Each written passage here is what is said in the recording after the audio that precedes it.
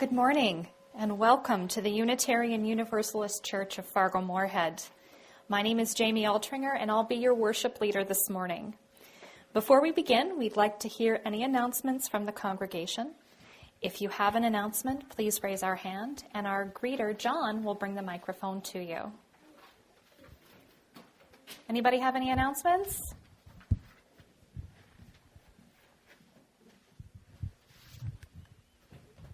Yeah, hi, I'm Mike Hedrick, the leader of the social justice group here, and I received an email. Planned Parenthood is seeking help in dealing with the proposed Religious Liberty Restoration Amendment, which for many of us would be the Religious Liberty Restriction Amendment. Details are posted on the job board downstairs.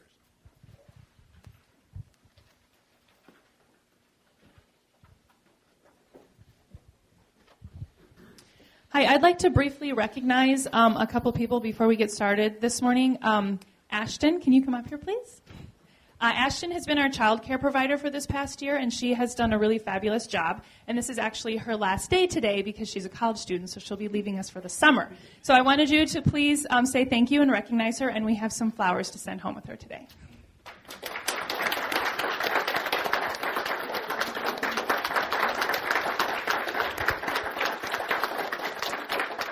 And I also wanted to thank our volunteer RE teachers, and I think I only have one in attendance today.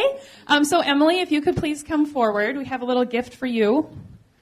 I have a little chalice necklace. She's done a really great job with the kids downstairs implementing the OWL program, and so be sure to thank her today, and today's also the last day of that.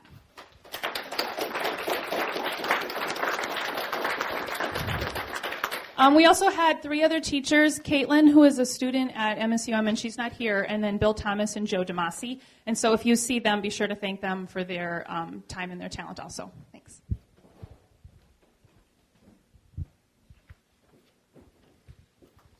Are there any guests that would like to introduce themselves or visitors? I'm Dr. Mark Shear. I'm visiting from Dallas. I'll be here for about 8 weeks. Generally, I don't need these because I speak. I'm in Detroit Lakes. I'm working with Public Health Service Hospital at Wider. Thank you. Welcome. Anybody else?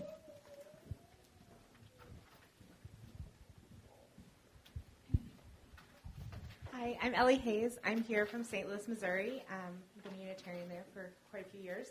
And I'm here for 9 months, and I'm working on a campaign to make it a felony to commit acts of animal cruelty. So I'm going to be joining the congregation for a little while. Welcome.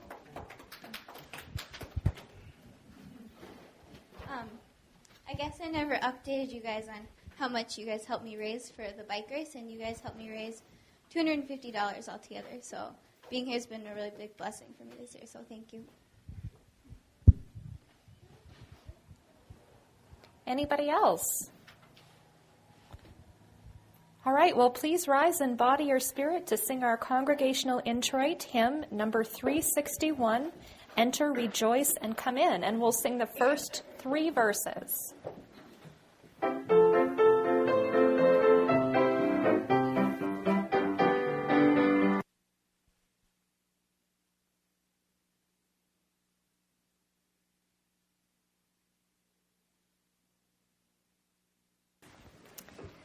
Well, I see you've all been seated.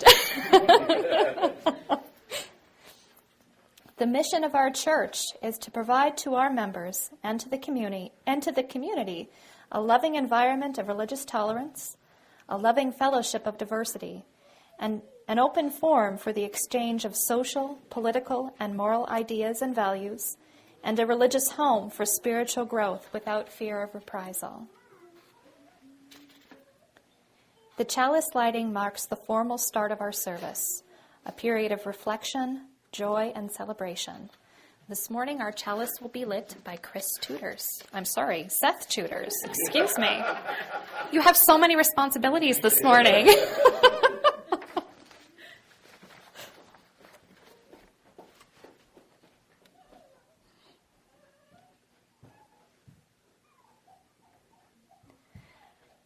Let this light remind us of the sacred flame of life that blazes within, constant yet ever-changing, burning yet never consumed.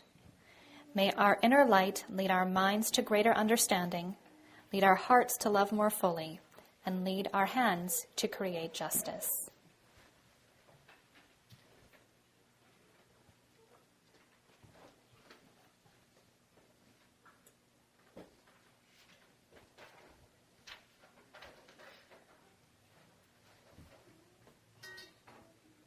Thank you, Seth. Usually at this point in the service, we would excuse the children to go downstairs for their religious education classes. But this morning, they actually have a special part in our Beltane celebration, so we're going to have them stay with us a little longer. Now please rise in body or spirit to join in singing hymn number 21 in your gray hymnal, For the Beauty of the Earth, number 21, and we'll sing the first 3 verses.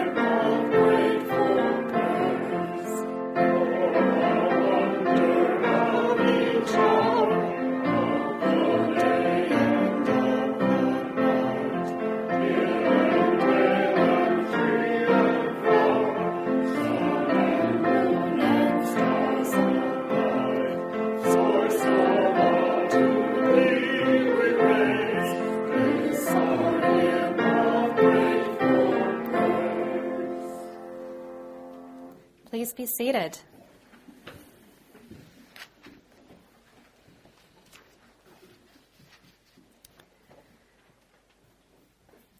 Our opening reading is from the Tiwa Indians of North America. O our Mother the Earth, O our Father the Sky, your children are we, and with tired backs we bring you the gifts you love. Then weave for us a garment of brightness. May the warp be the light of the morning. May the weft be the red light of the evening. May the fringes be the falling rain. May the border be the standing rainbow. Thus weave for us a garment of brightness, that we may walk fittingly where birds sing, that we may walk fittingly where the grass is green. O our Mother the Earth, O our Father the Sky.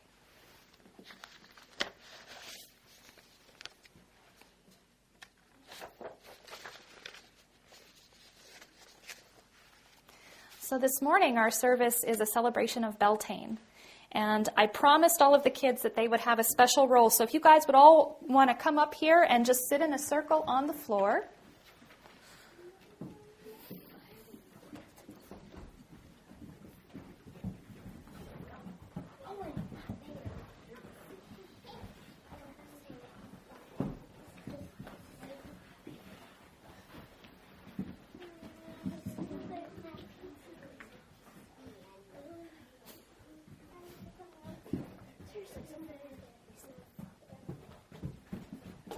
Is everybody comfortable? Okay. Well, Thomas is going to read to us a story from a book called Circle Round about Beltane.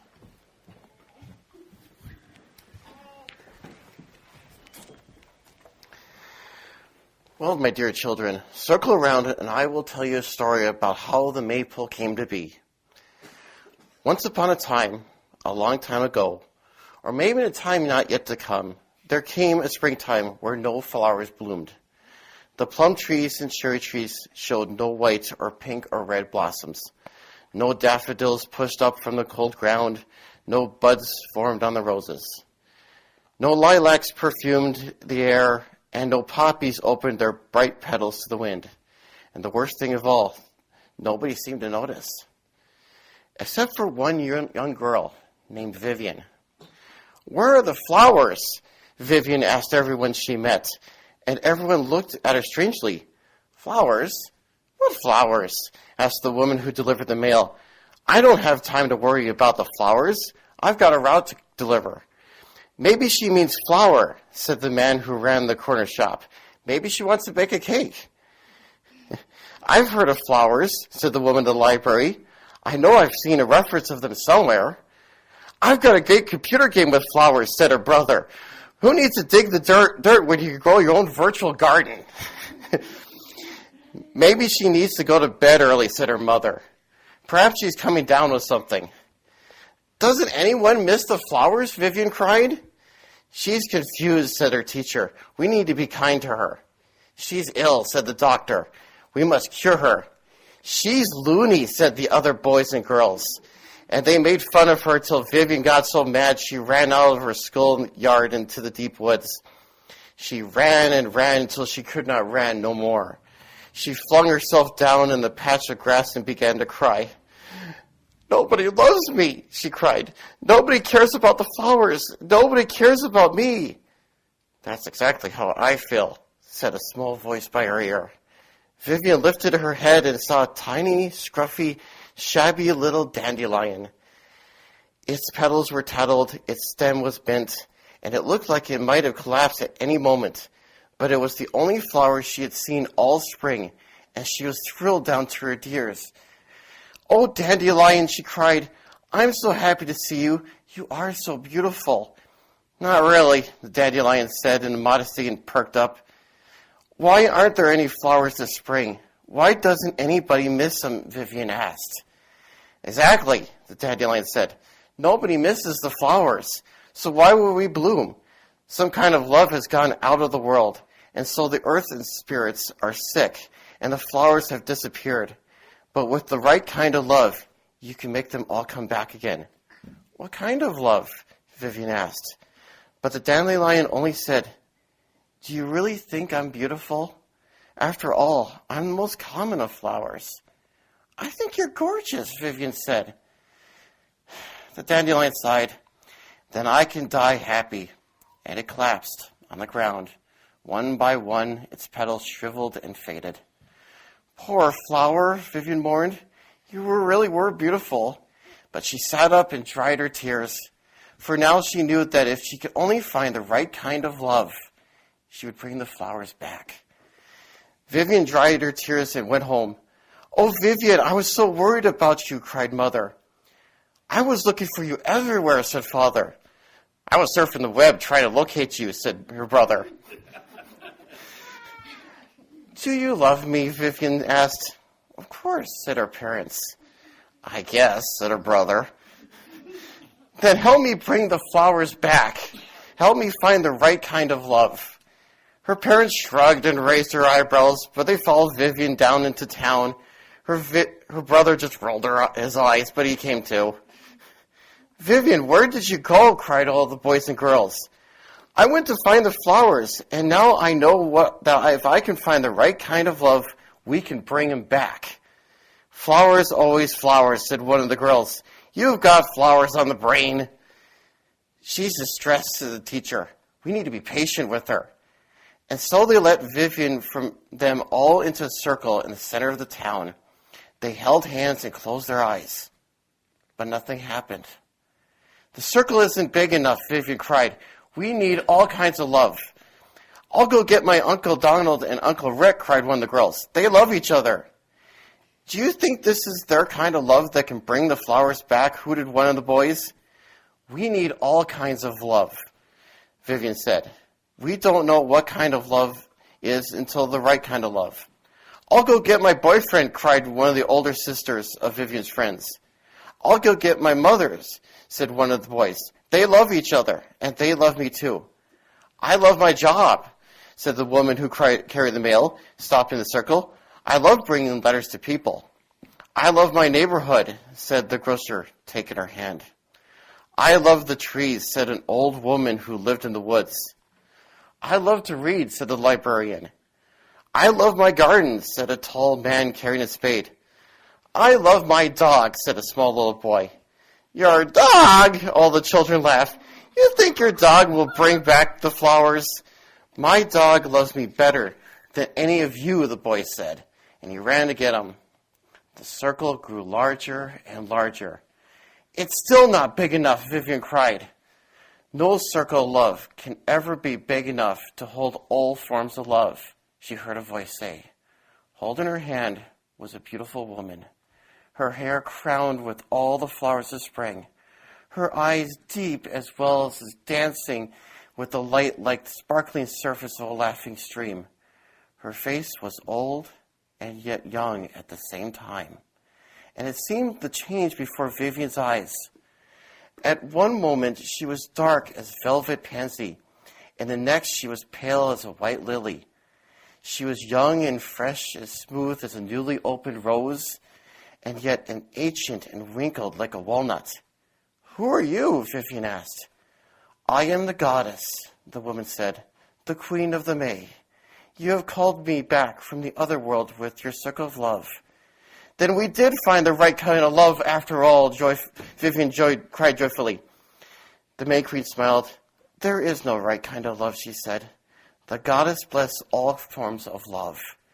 Whenever you join a circle of love, with love and trust, you call me. Then how do you bring the flowers back? Vivian asked. Here's what you must do, the May Queen said. She pointed to the center of the circle, and a tall pole stood. My tree of life has become a dead stick, but you can bring it back to life again. Make a circle with your arms, and if you're trying to hug the air, Vivian did, and she found herself hugging a big silver ring.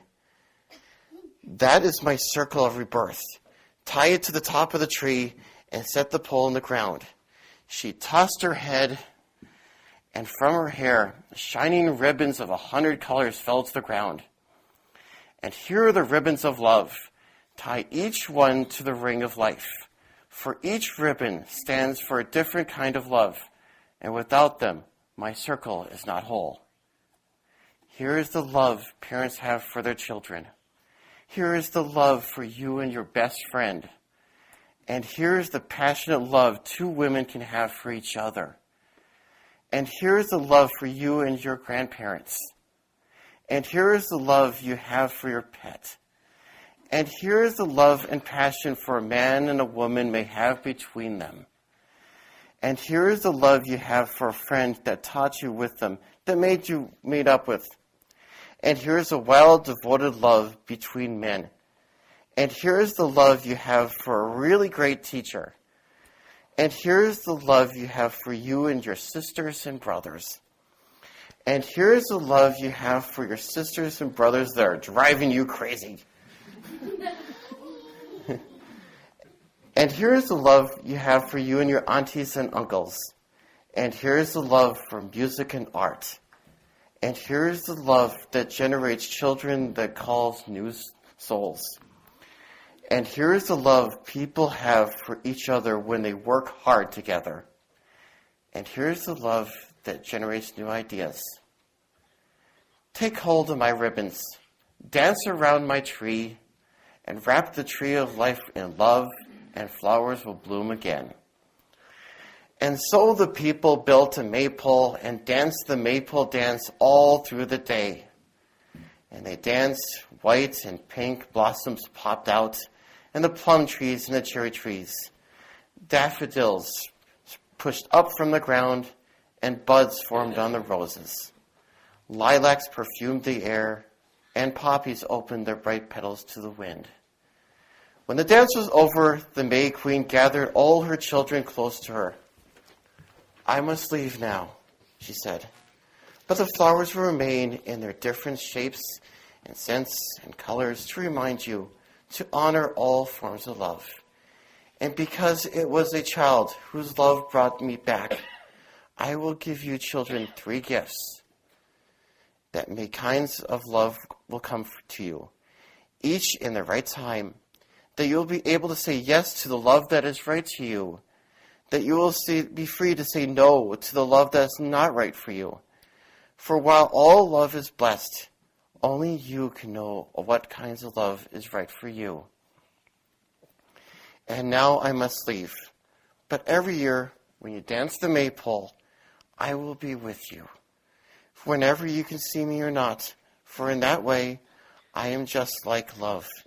And that she disappeared. But the flowers remained through this whole summer, and ever after, when spring came, the people danced the maypole with the bright ribbons in honor of the flowers and all the colors of love. All right. Well, thank you very much, Thomas.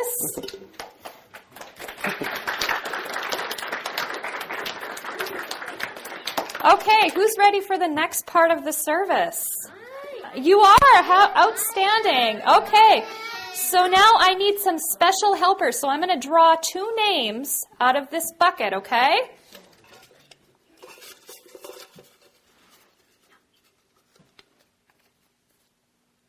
So the first name I have is Lila. Is Lila here? Would you like to come and help me? All right, stand right over here, sweetheart. And Lila, please draw another name out of this, okay? Can you do that for me?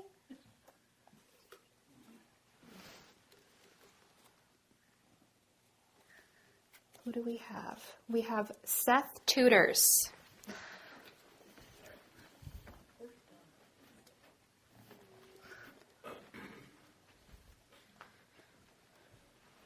All right, well, Lila and Seth here are our May King and Queen, and so they're going to lead us in the maypole dance, and I'll just have you children actually move over here towards the piano for just a second while Chris brings the maypole here for us.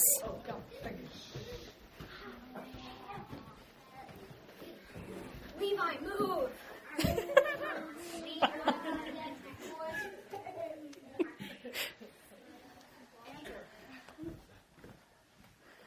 All right, now the RE kids have been practicing a song. Just wait.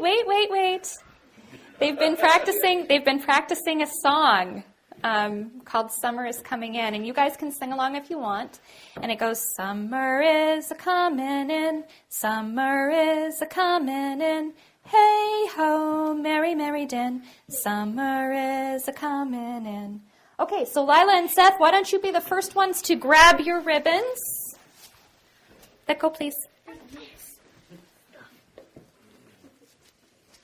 Just one.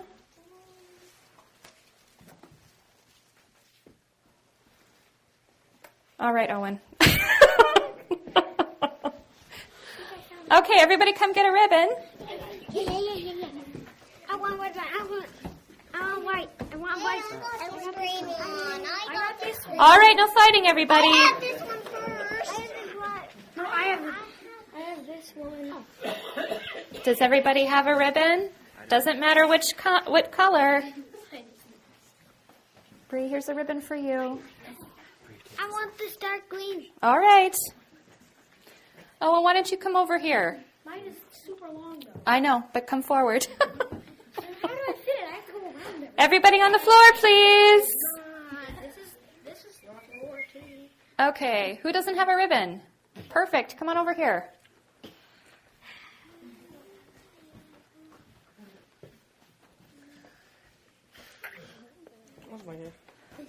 Why don't you two share? Grab a hold. Okay, who doesn't have a ribbon? Do you have a ribbon? Can you share with somebody? Why don't you go over there and share with Bailey? This is my ribbon. All right, is everybody ready? When Suzanne starts playing, everybody walks slowly in one direction. Are you ready? 1, 2, 3, go.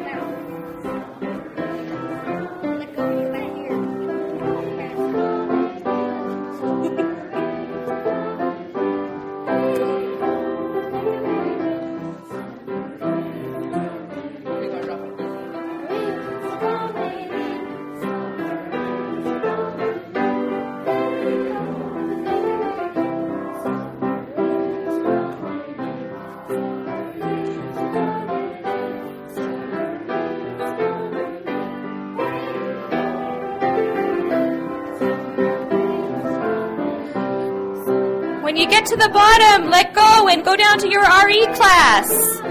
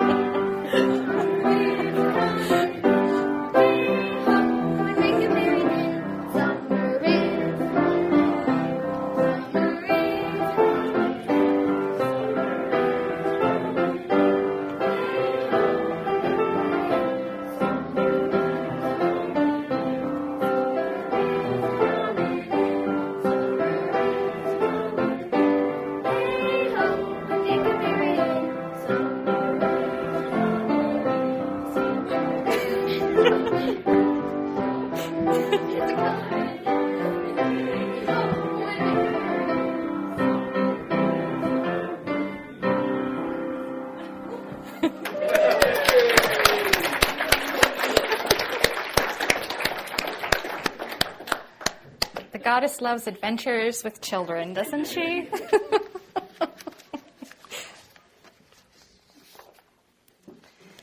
So the final thing that we're going to do today is more for the adults. Actually, it is for the adults. When we were looking for things that we could share with you this morning, one of the things that was hardest for us, well, it was really hard to find material, but particularly material that would be relevant. So I was maybe looking at writing something. And then Chris Tutors actually found a beautiful sermon written by a Unitarian Universalist minister in Lee Valley, Pennsylvania, for their congregation, for their Beltane service. And I read through it, and I thought that it just represented so much what I wanted to say or what I wanted to share with you that I really didn't need to write anything. So this sermon is by Stephanie Barnett, and she's an associate minister at the Lee Valley Unitarian Universalist congregation in Allentown, Pennsylvania.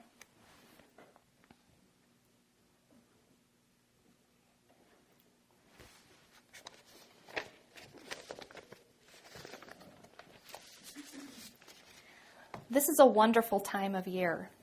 The days are starting to get warmer and longer. Daffodils have poked their heads up through the earth and burst into full bloom. And the robins have returned to eat anything and everything they can catch. It is a time between the bitter coldness of winter and the brutal heat of summer.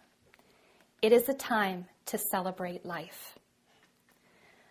Our modern celebratory traditions for this time of year trace their roots back to the early festivals of the Hellenistic period and to the Greco-Roman religion. These religions, in turn, trace much of their history to the pre-Roman inhabitants of the Roman territories. These were celebrations of nature and fertility. It was a time to celebrate the blooming of the earth, which to the ancient people meant that they would probably survive for another year. The ancient Roman festival of Floria culminated on May 1st with offerings of flowers to the Roman goddesses Flora and Mia.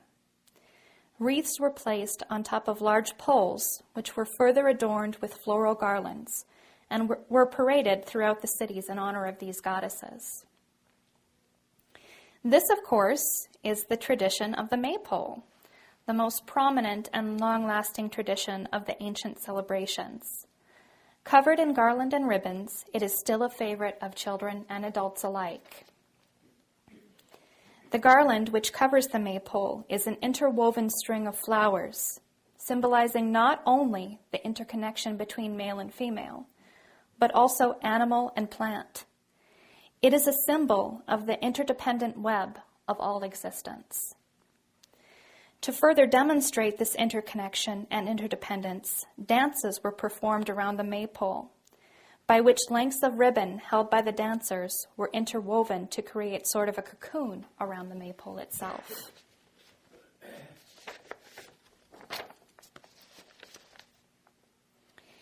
In the Celtic lands to the north of the Roman territories, the spring celebration was called Beltane, which means bright fire, and refers to the large bonfires lit by the Celts in celebration of the life that comes with spring and summer.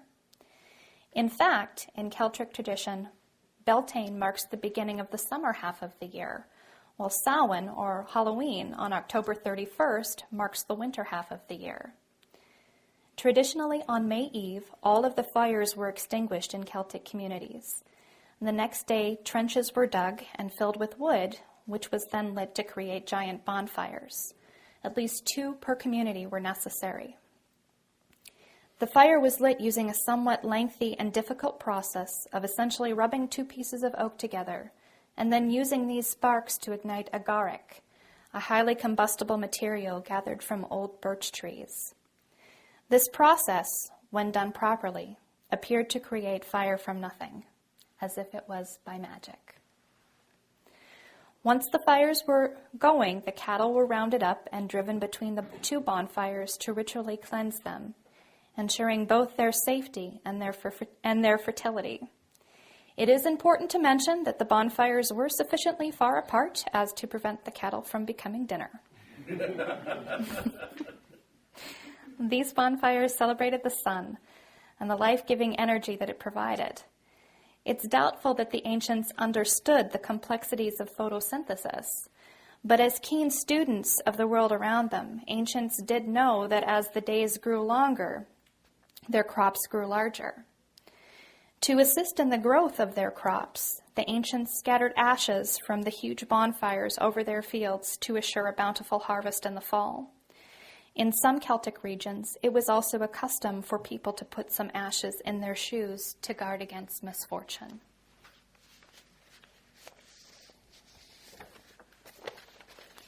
After the day's celebration, each family took home with them some of the bonfire, either by lantern or torch, to rekindle their previously extinguished fires at home. And in this way, the central fire of each community spread outward to all of its inhabitants, further symbolizing the interdependent bond that we all have with each other. So how do we bring the ancient traditions and ideals of Beltane into our modern Unitarian Universalist lives? The answer is relatively simple. Humans have not really changed in the last few thousand years. We still fight wars, and we still long for peace. We still seek to find that which is divine and larger than ourselves, be it God, goddess, unnamed holy entity, quantum physics, or a peaceful and environmentally sustainable community. We all seek to raise children, either our own biological or adopted children, or the collective children of our community. We all seek for a tomorrow that is better, brighter, and more alive than today. And so we return to that simple answer. Our ancestors gathered together in dance and prayer for fertility, for themselves, for their crops, and their livestock. We gather together for fertility of the mind. We come together to share wisdom and life experiences through the breakfast forum, RE classes, readings, and if I may be so bold, even the sermon may have an interesting tidbit or two. And after the service, we all move down to the community room for the 2 most sacred of Unitarian Universalist traditions, coffee and conversation.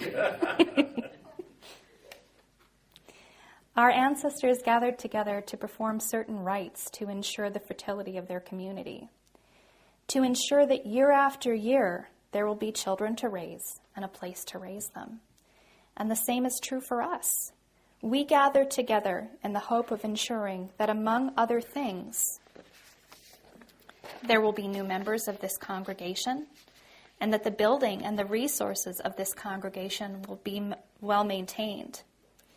The details may have changed, but the reason for gathering has not. Our ancestors gathered together to light fires to reawaken the earth. We gather together to light a chalice to seek our own internal fires, to find and to nurture our own individual passions. We come together to share our passions with each other, to pass this most magical of flames from one person to the next. For some, it's a passion for music. For others, it's a passion for preparing and serving food. And still for others, it's a passion for knowledge or social justice. These passions are as much a gift from our ancestors as the gift of fire itself. And had our ancestors not learned to harness fire for themselves, they would have not been able to evolve into the societies that we have on earth today. Of course, like all gifts, fire is a double-edged sword. For the very thing that allowed our ancestors to eat warm food and survive the cold of the northern winters also allowed for explosions of gunpowder, which has led to modern warfare. But that, my friends, is another sermon. Our ancestors gathered together to light a common fire, a common symbol of their hopes and dreams for a new beginning, for knowledge and for good fortune. Do we not do the same each Sunday when we light the chalice? And do we not do the same when we share our internal fires, our own personal internal passions with each other?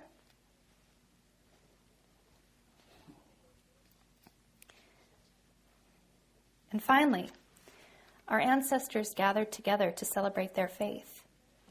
And we gather together to celebrate our faith. They gathered together to perform certain rites to ensure their survival, to educate their young in their time-honored traditions, and to spend time together as a community. And we gather together to perform certain rites, such as lighting the chalice and singing hymns, to ensure that these traditions continue.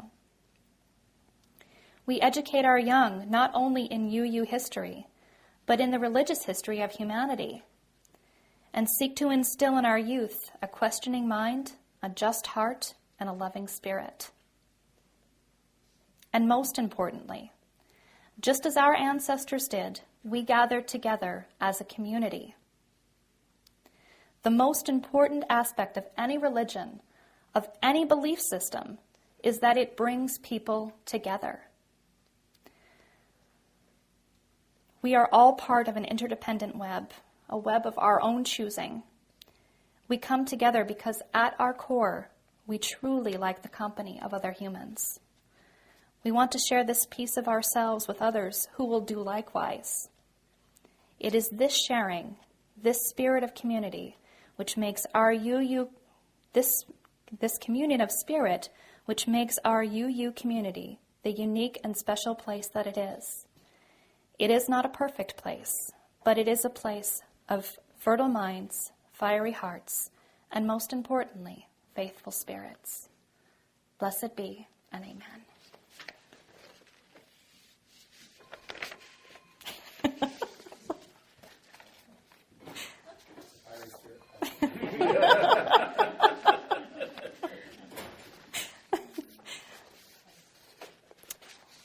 Well, in my hurry this morning, I seem to have let my pages get out of order, so just bear with me one moment.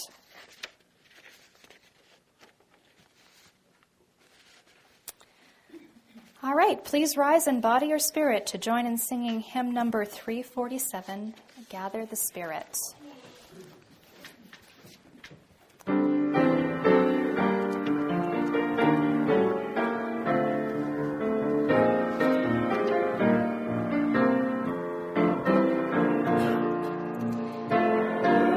Spirit,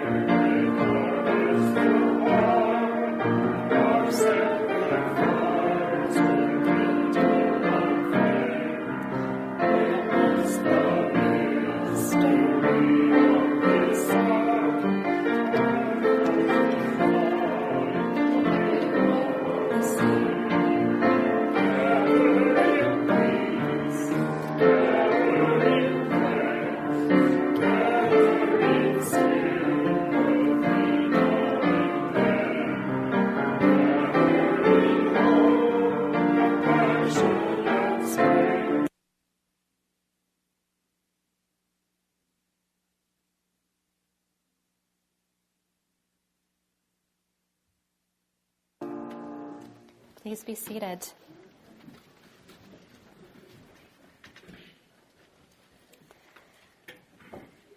This free and welcoming church is supported by the voluntary generosity of all who join us. The offering will now be given and received in grateful appreciation of our shared hopes and values.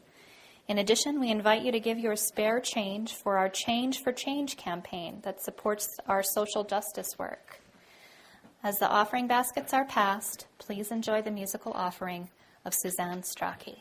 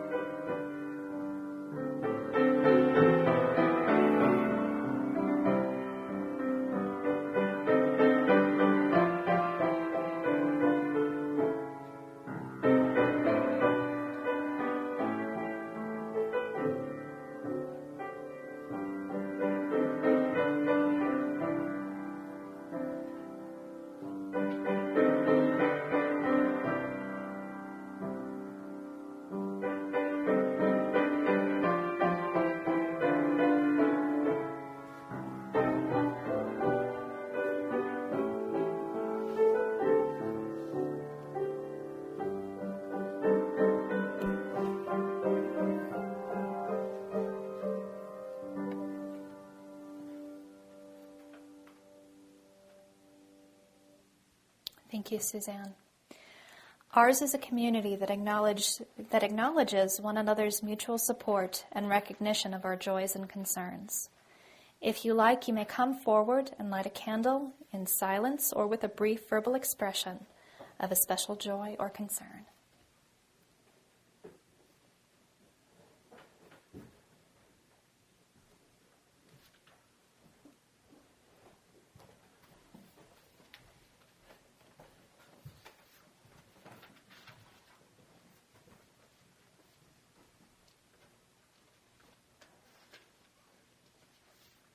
How long is this awful brouhaha at Crystal Sugar going to go on? How many of you have been, I don't need that. How many of you have tried to be involved to write letters?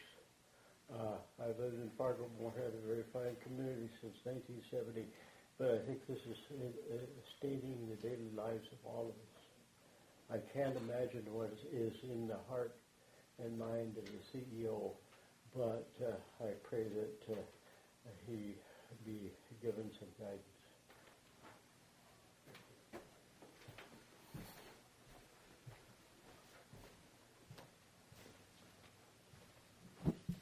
I have great gratitude and joy today because yesterday as I came home from shopping, I realized my purse was not in my car.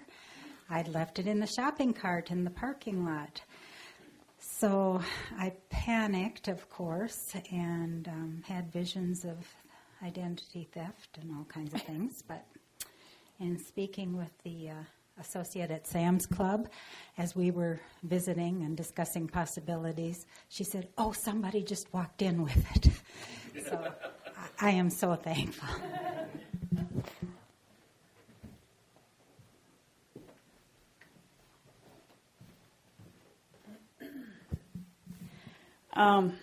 Well, I have a concern. I'm living in a period of uncertainty right now. I recently had an MRI done, and they found some abnormalities in my brain. Saw a few loose screws or something.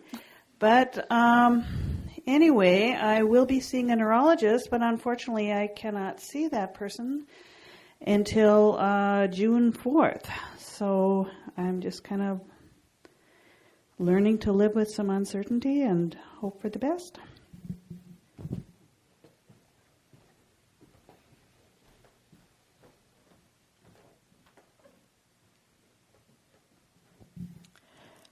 I think this is a concern. It's more lighting this for clarity and communication for my nephew. Tomorrow he's going to be meeting with his doctor, and he has been on medication for ADHD, but more recently was diagnosed with Asperger's.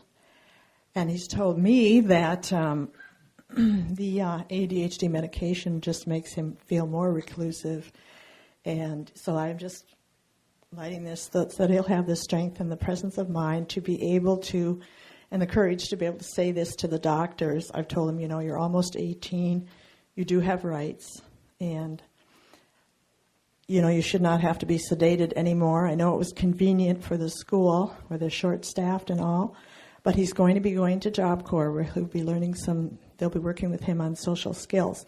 So anyway, this is just for strength for him, and I have trouble with this too, the communication thing, that he'll be able to communicate this and they will take it seriously. And also consider that for 3 years he was diagnosed with dairy allergies and gluten intolerance, which his dad has decided to ignore. So.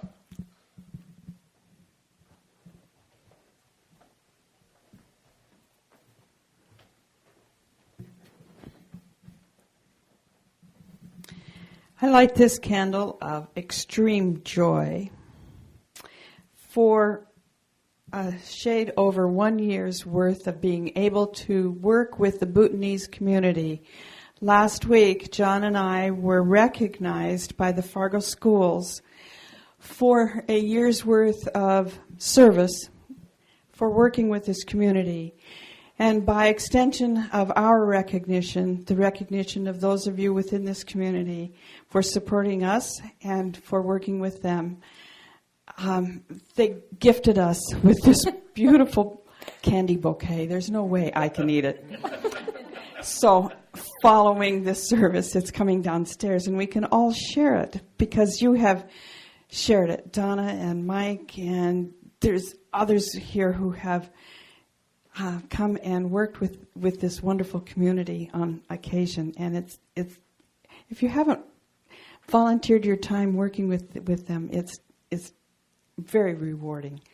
And we meet on the first and last Wednesdays of the month, and our next time is this coming Wednesday at 5:30 at Jefferson School. So here's your time.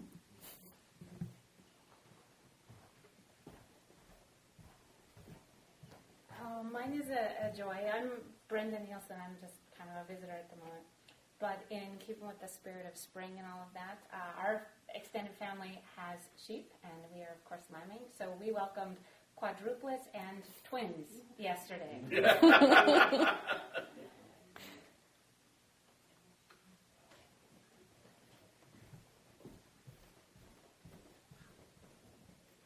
Anybody else? Yeah, I'd like to. Okay.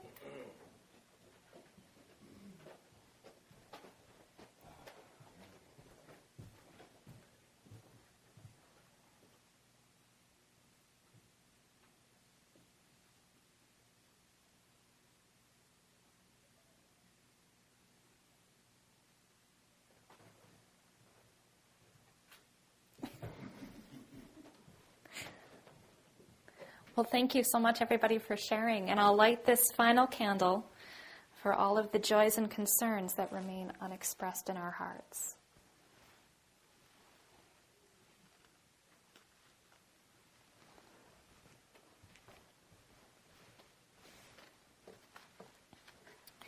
Our closing reading is attributed to Chief Noah Self. This we know, the earth does not belong to us. We belong to the earth. This we know, all things are connected like the blood which unites one family. All things are connected. Whatever befalls the earth befalls the sons and daughters of the earth. We did not create the web of life. We are merely a strand in it. Whatever we do to the earth, we do to ourselves.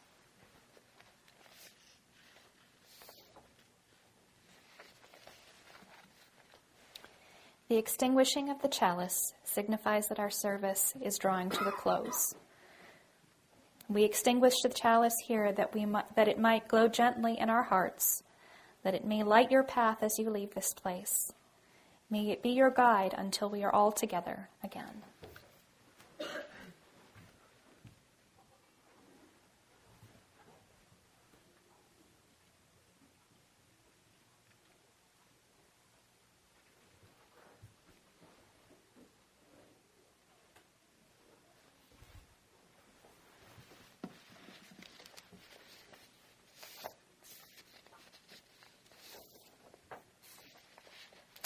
And just a reminder, we ask that you drop your completed evaluation forms in the basket where we recycle the bulletins. And as always, please join us downstairs for the two most sacred of Unitarian Universalist traditions, coffee and conversation, and continued conversation of today's service. Thank you all for coming, and I hope you have a wonderful day and a happy Beltane. And now please join me in singing hymn number 413 in our gray hymnal, Go Now in Peace.